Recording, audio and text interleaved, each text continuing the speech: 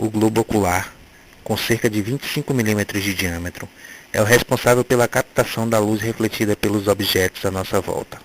Essa luz atinge em primeiro lugar nossa córnea, que é um tecido transparente que cobre nossa íris como um vidro de um relógio. Em seu caminho, a luz agora passa através do humor aquoso, penetrando no globo ocular pela pupila, atingindo imediatamente o cristalino, que funciona como uma lente de focalização, convergindo então os raios luminosos para um ponto focal sobre a retina. Na retina, mais de 100 milhões de células fotossensíveis transformam a luz em impulsos eletroquímicos, que são enviados ao cérebro pelo nervo óptico. No cérebro, precisamente no córtex visual, ocorre o processamento das imagens recebidas pelos olhos direito e esquerdo, completando então nossa sensação visual. O olho humano é um órgão da visão, no qual uma imagem óptica do mundo externo é produzida e transformada em impulsos nervosos e conduzida ao cérebro. Mário Sérgio, eu vou falar um pouco sobre o nosso projeto, que é Saúde dos Olhos. Nós optamos por este tema devido ao trabalho de oficina de leitura e escrita, que foi deficiência visual. Esse trabalho abriu nossos olhos para as dificuldades que deficientes visuais enfrentam todos os dias. Então, nós resolvemos mostrar isso através do projeto, primeiro por meio do podcast e do videocast, que focaram na estrutura física da nossa faculdade, no que diz respeito à acessibilidade do deficiente visual. Também procuramos mostrar exemplos de cegos que superaram a deficiência, se destacando no meio social e servindo de estímulo tanto para os outros cegos quanto para nós, videntes.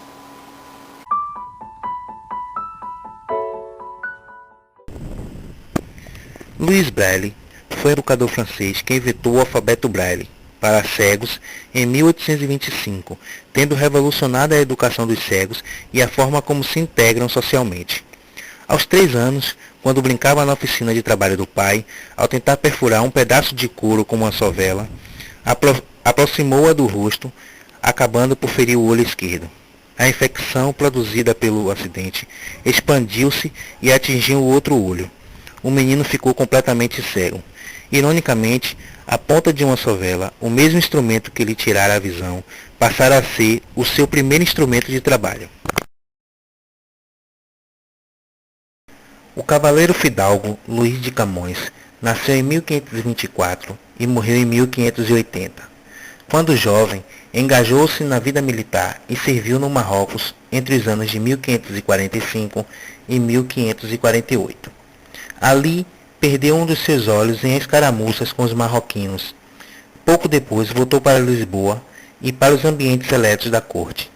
Tendo lá chegado, a notória deficiência passou logo a ser motivo de algumas brincadeiras e zombarias por parte de uma jovem por quem Camões sentia forte atração. Segundo amigos mais próximos do grande poeta, ela se referia a ele como cara sem olhos. Ele, então com 25 anos de idade, sentiu fundo a agulhada no comentário, mas acabou por transformá-lo em um galanteio com o seguinte verso dirigido à mimosa dama. Sem olhos vi o mal claro, que dos olhos se seguiu, pois cara sem olhos viu, olhos que lhe custam caro. De olhos não faço menção, pois quereis que olhos não sejam. Vendo-vos, olhos sobejam, não vos vendo, olhos não são. A deficiência que poderia ter arruinado completamente a vida de um jovem galante não prejudicou nem a vida guerreira e aventuresca, nem a vida literária de Luís de Camões, que muitos anos mais tarde, após infindáveis viagens para Goa, Malabar, Meca, Índia, China, Malaca, Malásia, Moçambique e outras terras, escreveu a famosa epopeia portuguesa que intitulou Os Lusíadas. Helen Keller foi uma mulher extraordinária. Cega, surda e muda desde bebê, tornou-se uma célebre escritora, filósofa e conferencista, uma personagem famosa pelo extenso trabalho que desenvolveu em favor de pessoas portadoras de deficiência. Apenas de posse do sentido do tato e uma perseverança inigualável, sob a orientação de Anne Sullivan, Keller pôde aprender a ler e escrever pelo método Braille, chegando mesmo a falar por imitação das vibrações da garganta de sua preceptora, as quais captava com as pontas dos dedos. As melhores e mais belas coisas do mundo não podem ser vistas nem tocadas, mas o coração as sente. Essa é uma de suas citações. Steve Wonder nasceu prematuro e, em decorrência de um problema com o fornecimento de oxigênio na incubadora, ele ficou cego. 4 anos depois, a família mudou-se para Detroit e percebeu o talento musical do menino. Ele começou a cantar na igreja e aprendeu a tocar piano e bateria antes dos 9 anos. Uma tragédia quase termina com toda a alegria de Steve. Ele sofreu um grave acidente de carro, chegou a ficar em coma, mas se recuperou totalmente. Passado o susto, ele voltou em boa forma e com força para deixar clara a postura contra os problemas raciais dos Estados Unidos. Saiu do país para dar apoio ao fim do apartheid na África, onde foi recebido calorosamente por Nelson Mandela. Steve produziu inúmeros sucessos e ganhou vários prêmios. Foi com The Woman in Red que ele voltou ao topo. O disco era a trilha sonora do filme A Dama de Vermelho, e o tema I Just Called to Say I Love You se tornou o maior sucesso da carreira do músico. Dorina Noville, com apenas 17 anos de idade, tomava chá com algumas colegas de escola quando sentiu um impacto de uma cortina de sangue descendo pelos seus olhos.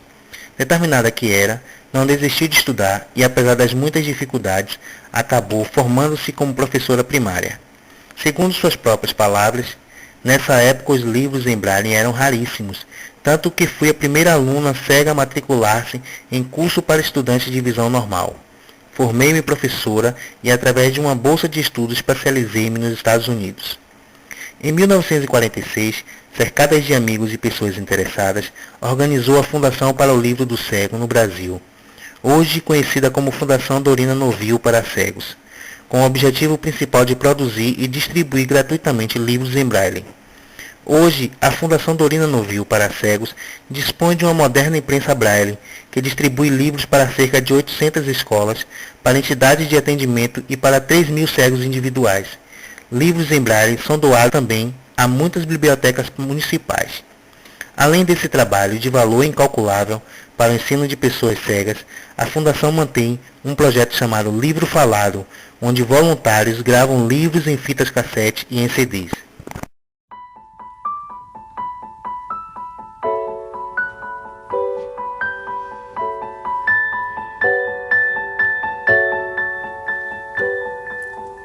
Quando a luz dos olhos meus e a luz dos olhos teus resolvem se encontrar, ai que bom que isso é, meu Deus, que frio.